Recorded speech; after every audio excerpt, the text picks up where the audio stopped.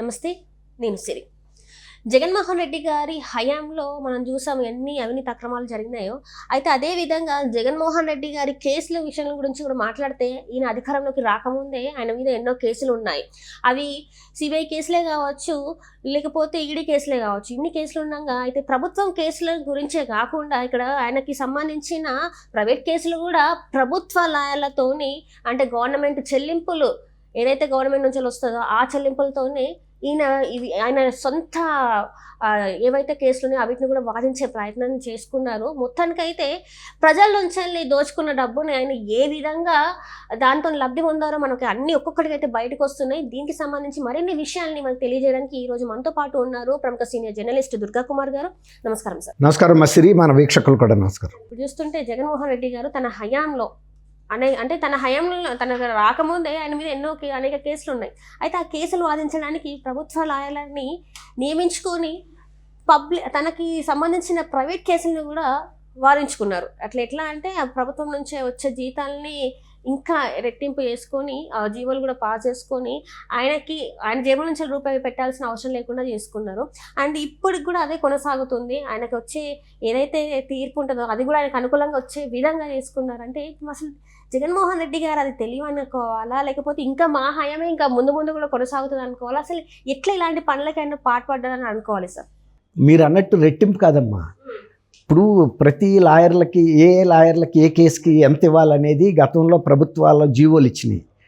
అట్లా ఆయన తనకు అనుకూలమైనటువంటి లాయర్లకి 10 రెట్లు కూడా ఎక్కువ చెల్లించిన సందర్భాలు బయటకు వచ్చినాయి. ఇప్పుడు ఆయన గతంలో కూడా హైకోర్టులో ప్రభుత్వ సంబంధించి సుప్రీంకోర్టులో వాదించే లాయర్లకి భారీ ఎత్తున ఫీజులు ఇచ్చి, అంటే వాళ్ళకి ఇవ్వాల్సిన దానికన్నా కూడా చాలా ఎక్కువ ఇచ్చి, మేము ఎక్కువ అమౌంట్ ఇచ్చాం కాబట్టి దాంతోపాటు మా ప్రైవేట్ కేసులు కూడా వాదించమని ఆయన అట్లా వాళ్ళ సేవలను వాడుకున్నాడు. అక్కడ కూడా క్విడ్ ప్రోకో, అంటే మేము ఇక్కడ ఇస్తాము, మళ్ళీ మా ప్రైవేట్ కేసులు కూడా వాదించమని. ఇప్పుడు ఆయనకి ప్రైవేట్గా గతంలో కేసులు చేసిన వ్యక్తులు పొన్నవోలు సుధాకర్ రెడ్డి ఇలా వీళ్ళందరినీ కూడా స్పెషల్ ప్లేడర్లుగాను, అడిషనల్ అడ్వకేట్ జనరల్గాను నియమించుకున్న సంగతి మనం చూసాం. ఆయన కూడా నాకు అర్హత లేకపోయినా నాకు ఆ పదవి ఇచ్చినందుకు నేను కేవలం వ్యక్తిగతంగా ఆయనకి విధేయుడిని అయి ఉంటాను, విశ్వాసంతో ఉంటానని కూడా ఆయన చెప్పాడు. ఆయన అనేక సార్లు చాలా అపరిపక్వంగా కూడా మాట్లాడాడు, ప్రభుత్వం తరపున ఢిల్లీ వరకు వెళ్ళి కూడా. అట్లాంటి సందర్భాలు కూడా మనం చూసాం. అయితే ఇప్పుడు ఏంటంటే చింతల సుమన్ అనే ఒక వ్యక్తిని 2021లో ఈయన జగన్మోహన్ రెడ్డి గారు పురపాలక శాఖ అడ్వకేట్గా, స్పెషల్ అడ్వకేట్గా నియమించారు, గవర్నమెంట్ ప్లేడర్గా, స్పెషల్ గవర్నమెంట్ ప్లేడర్గా. అప్పటికి దాదాపు 135 కేసులు కోర్టు ధిక్కార కేసులు ఉన్నాయి, ఏవి పురపాలక దానికి సంబంధించి. వాటికి హాజరవటానికి సహజంగా అయితే ఒక్కొక్క కేసుకి ఒకసారి హాజరైనప్పుడు 5,000 ఇవ్వటానికి అంతకుముందు న్యాయశాఖకి సంబంధించి ఒక నిర్ణయం అయిపోయింది రేట్లు. దాన్ని బట్టి 6,60,000 వరకు అవుతుంది. ఆయన ఒక్కొక్క సిట్టింగ్కి 14,000కి పెంచేశాడు. అంటే దాదాపు ఇప్పుడు ఆయనకి 58 లక్షల పైన ఇవ్వటానికి, బిల్లులు చెల్లించడానికి 6 లక్షల అయ్యేదానికి దాదాపు 60 లక్షల వరకు బిల్లు చెల్లించడానికి తయారు చేశారు. బిల్లులు చేసి దాన్ని న్యాయశాఖ ద్వారా ముఖ్యమంత్రికి పంపారు. ముఖ్యమంత్రి కూడా సంతకం పెట్టేశాడు, అంటే పే చేసేయమని.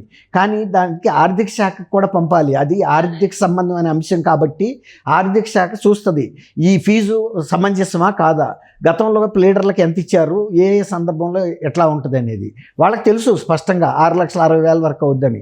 కానీ ముఖ్యమంత్రి ఆర్థిక శాఖ పంపకుండానే న్యాయశాఖ పంపేశారు. న్యాయశాఖ పంపినప్పుడు న్యాయశాఖ పాస్ చేయాల్సి వస్తుంది ఆ చెక్కు, ముఖ్యమంత్రి ఫైల్ నుంచి వచ్చింది కాబట్టి. ఈ టైం లోపల దీని మీద ప్రభుత్వ దృష్టి సారించారు ఆర్థిక శాఖ. ఇప్పుడు ఇంత బిల్లు వచ్చింది, అసలు దీని గురించి ఎవరిచ్చారు ఈ ఆదేశాలని తీరా వాళ్ళు ఎంక్వైరీ చేస్తే తేలింది ఏంటంటే, ఇది ముఖ్యమంత్రి గారు స్వయంగా ఈ ఫైల్ మీద సంతకం పెట్టాడు, నియామకం కూడా ముఖ్యమంత్రి జగన్మోహన్ రెడ్డి గారు చేశాడు. గతంలో 5,000 ఇచ్చే సందర్భంలో ఇట్లాంటి ఫీజుని పెంచారు, 48,000కి పెంచినట్టు, 48,000 ఒక సిట్టింగ్కి. దానివల్లనే ఇప్పుడు 10 రెట్లు కూడా పెరిగిందని చెప్పా కదా, అదే అన్నమాట. అట్లా గవర్నమెంట్లో ఎక్కడ అవకాశం ఉంటే అక్కడ ఇట్లా సొంత మనుషులు, గతంలో వీళ్ళకి కేసులకు పనిచేసిన వ్యక్తుల్ని ప్రభుత్వంలో పెట్టి ప్రభుత్వ సొమ్ముని అధిక మొత్తంలో కట్టిపట్టడానికి ప్రయత్నం చేశారు. కొన్నిసార్లు సక్సీడ్ అయ్యారు. ఆ దురదృష్టవశాత్తు ఇప్పుడు ఏంటంటే ప్రభుత్వం మారింది వాళ్ళకి, అప్పుడు ఇది సమీక్షకు వచ్చింది. లేకపోతే కనుక ప్రభుత్వమే మారకపోతే ఆ సింతల సుమన్ అనే ఆయనకి దాదాపు 60 లక్షలు అప్పడంగా ముట్టాయి. గతంలో చాలామందికి ఇట్లా ముట్టినాయి. అట్లాగే సుప్రీంకోర్టు లాయర్లకు కూడా ప్రభుత్వానికి సంబంధించిన కేసుల్లో గతంలో అనేక ప్రభుత్వ కేసులు సుప్రీంకోర్టు కూడా ఒకప్పుడు వ్యాఖ్యానించింది, మాకు వచ్చే అత్యధికమైన ప్రభుత్వ కేసులు ఆంధ్రప్రదేశ్ ప్రభుత్వం నుంచి వస్తున్నాయని. అసలు ఎటువంటి సందర్భం కారణం లేకుండా కూడా పిచ్చి పిచ్చి కేసులన్నీ కూడా ఆయన దగ్గరికి రంగులేసి ప్రభుత్వ భవనాలకి పార్టీల రంగులు వేయటం, వద్దన్న తర్వాత ఇంకొక రంగు వేసి మళ్ళీ వెళ్ళటం, మళ్ళీ ఇది కూడా తప్పేనంటాం, ఈ విధంగా రకరకాల సిల్లీ కేసెస్ అన్నింటినీ సుప్రీంకోర్టు అప్పీల్ రాక వెళ్ళారు వీళ్ళు. అన్ని సందర్భాల్లోనూ చివాట్లు పెట్టింది కానీ ఎప్పుడు కూడా ఫేవరబుల్ ఆర్డర్స్ ఆంధ్రప్రదేశ్ ప్రభుత్వానికి రాలేదు. అది కూడా చెప్పింది, మీరు ఇంతంత ఖర్చులు సుప్రీంకోర్టు లాయర్లకు ఎందుకు ఖర్చు పెడుతున్నారు, మీకేమి అంటే వీటి మీద అవగాహన లేదా ప్రభుత్వం అధికారులు, కానీ ప్రభుత్వ అధికారులు చివాట్లు పెట్టింది న్యాయశాఖని. అంటే సుప్రీంకోర్టు ముందుకి ఎటువంటి అంశాలు తీసుకెళ్ళాలి, ఏమైనా రాజ్యాంగపరమైన అంశాలు ఉంటే తీసుకెళ్ళాలి, లేకపోతే చాలా పెద్ద అంశాలు ఉంటే తీసుకెళ్ళాలి. ప్రతి చిన్న అంశాన్ని సుప్రీంకోర్టు రాక తీసుకెళ్ళి ఆ డబ్బుల్ని సుప్రీంకోర్టు లాయర్లకు ఇచ్చి మీకు మేము ఎక్కువ డబ్బులు ఇచ్చాం కాబట్టి మళ్ళీ మా ప్రైవేట్ కేసులు వాదించుకోమని జగన్మోహన్ రెడ్డి గారు ఆ అవకాశం పొందటానికి తప్ప కారణం అనేది లేదు. కనీసం అట్లా వార్న్ చేసిన సందర్భంలో అయినా ప్రభుత్వం అలర్ట్ అవ్వాలి. అటువంటి కేసుల్ని తీసుకెళ్ళి అప్రదిష్ట పాలు కాకూడదు. అక్కడ ఇంకోటి ఏంటంటే జాతీయ స్థాయిలో ఇలాంటి వ్యాఖ్యలు చేసినప్పుడు అది జాతీయ స్థాయి మీడియాలో కూడా అంతా ప్రసారం అవుతాయి. అప్పుడు ఆంధ్రప్రదేశ్ ప్రతిష్ట ఎంత దిగజారిపోయింది, ఆంధ్రప్రదేశ్ ప్రభుత్వానికి బుద్ధి జ్ఞానం లేదా, లేకపోతే డబ్బులు ఎక్కువైపోయినాయా, లేకపోతే సమయం వాళ్ళకి ఏమైనా ఎక్కువైందా, తర్వాత ఆంధ్రప్రదేశ్ ఎక్కడుంది, సుప్రీంకోర్టు ఎక్కడుంది, ఇంత దూరాభారం ఈ కేసుకు సంబంధించిన విషయాలన్నింటినీ పట్టుకుని తిరగటం, ఇక్కడ నుంచి అడ్వకేట్ జనరల్ వెళ్ళి వాళ్ళకి అక్కడ ఉండే కౌన్సిల్కి కేసు వివరాలు చెప్తూ ఉండాలి. అట్లా అనేక సార్లు వీళ్ళందరూ కూడా ఫ్లైట్లో ప్రయాణాలు చేశారు. ఇవన్నీ వృధా ఖర్చులే, వాళ్ళకి తెలుసు ఈ కేసులు నిలబడవని కూడా. కానీ మెహర్బానీ కోసం ఏదో మేము ముఖ్యమంత్రి గారు కేసు వేయమన్నారు కాబట్టి వేసాము, వెళ్ళి చివాట్లు పడి వచ్చి అక్షంతలు వేయించుకుని వచ్చి ఇవన్నీ కూడా మనం చూసాం. అంటే ఇదంతా కూడా వాళ్ళ పర్సనల్ సంపాదన కోసమే కానీ రాష్ట్ర ప్రభుత్వ ఖజానా ఖాళీ అవుతుందమ్మా, భారీగా ఖాళీ అవుతుంది. ఒక్క అడ్వకేటు వాళ్ళకి కావాల్సిన వ్యక్తి కాబట్టి అతను సుమన్ అనే వ్యక్తికి 5,000 ఇవ్వాల్సిన చాట ఒక కేసుకి 48,000 రూపాయలు రికమెండ్ చేసి ముఖ్యమంత్రి గారు స్వయంగా సంతకం పెట్టి 6,60,000 అవ్వాల్సిన మొత్తం బిల్లుని 58,40,000 ఎంతో చిల్లరకి, అంటే దాదాపు 60 లక్షలకి 1,50,000 తక్కువ ఆ బిల్లుని స్వయంగా చీఫ్ మినిస్టర్ గారు సంతకం పెట్టాడంటేనే మీరు అర్థం చేసుకోండి. ఆ చీఫ్ మినిస్టర్ గారు సంతకం పెట్టాల్సిన అవసరం లేదు. న్యాయశాఖ బిల్లు తయారు చేయాలి, దాన్ని ఆర్థిక శాఖ పంపాలి, ఆర్థిక శాఖ సమీక్షిస్తుంది ఈ బిల్లు సమంజసమా కాదా, ఎక్కువ ఇచ్చారా తక్కువ ఇచ్చారా, ఎందుకు ఎక్కువ ఇచ్చారు అన్ని కూడా సమీక్షించి దాన్ని తగ్గిస్తుంది కూడా. ఆర్థిక శాఖ ఉందనే ఇదే ఆర్థిక నియంత్రణకి, ఖర్చుల మీద నియంత్రణకి. కాబట్టి ఆర్థిక శాఖ దృష్టికి తీసుకెళ్లకుండా దోషి పెట్టడానికి ముఖ్యమంత్రి ఏ విధంగా వ్యవహరించాడన్నది ఈ కేసు ఒక ఉదాహరణ మాత్రమే.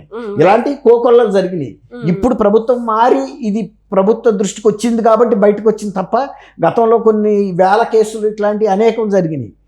కాబట్టి ఇది ఏమి కొత్త అంశం కాదు. ఇప్పుడు అక్కడ రిషికొండ మీద 550 కోట్ల రూపాయలు, అక్కడ 300 కోట్ల రూపాయలు సర్వే రాళ్ల మీద ఆయన బొమ్మలు వేయటానికి కానీ ఇష్టానుసారంగా పార్టీ భూములు ఇవన్నీ ఎక్కడ ఇష్టానుసారంగా దోసుకున్నారు. ప్రతి అంశంలోనూ ఏది వదల్లా, చిన్న నుంచి పెద్ద వరకు, స్టేషనరీ దగ్గర నుంచి ఇప్పుడు ఫెన్సింగ్లు వేసుకోవడానికి 12 కోట్లు కానీ ఎన్ని, ప్రతి దగ్గర సమోసాల దగ్గర నుంచి ఎగ్ పఫ్ల దగ్గర నుంచి ఏది వదిలేరు. ప్రజల సొమ్ము దోసుకోవటంలో ఆయనకి అసలు తిరుగులేదు, చేతికి ఎముక లేదంటారు చూసారా. మళ్ళీ అదే సొంత డబ్బులు అయితే ఆయన ఎవరికి కూడా ఛాయ్ కూడా ఇవ్వడని చెప్తారు. మరి అది అదే జాగ్రత్త, నేను ప్రజాధనానికి ఒక ధర్మకర్తను మాత్రమే జాగ్రత్తగా ఉపయోగించాలని ఉండాలి కదా. ఇప్పుడు రిషికొండ మీద కట్టిన భవనాలు కూడా ఇప్పుడు ప్రభుత్వానికి ఒక వైట్ ఎలిఫెంట్, శిరోభారంగా మారింది. వాటిని ఏం చేయాలో తెలియట్లేదు. నిపుణులని సంప్రదించినా కూడా వాళ్ళు కూడా దాన్ని ఎలా సద్వినియోగం చేసుకోవాలనే విషయం మీద చెప్పలేకపోతున్నారు. 1.5 కోటి దాకా వస్తుందని చెప్తున్నారు. తర్వాత ఎంతమంది సిబ్బంది కాపలా కాయాలి, ఎంతమంది సిబ్బంది ఉండి దాన్ని శుభ్రంగా కాపాడాలి, పెట్టినవన్నీ ప్రతిదీ లక్షలు. ఒక ప్రధాన ద్వారానికి 30 లక్షలు, ఫ్యాన్లు 3.5 లక్షలు, కమోడ్లు 9.5 లక్షలు, 14 లక్షలు, ఈ విధంగా ఇష్టానుసారం. అంటే ఆయన వ్యక్తిగత విలాసం కోసం కట్టాడు కాబట్టి ఇక ప్రజల ధనం అయితే ఏంటి, ఎవరిదైతే ఏంటి, ఆయనదైతే కాదు కాబట్టి వాడేసాడు. ఎంతైనా పర్వాలేదు, మంద కాకపోతే ఢిల్లీ రాక డాకమని సామెత ఉంది కదమ్మా. రైట్ రైట్ థ్యాంక్ యూ అమ్మా సిరి, మన వీక్షకులు కూడా నమస్కారం.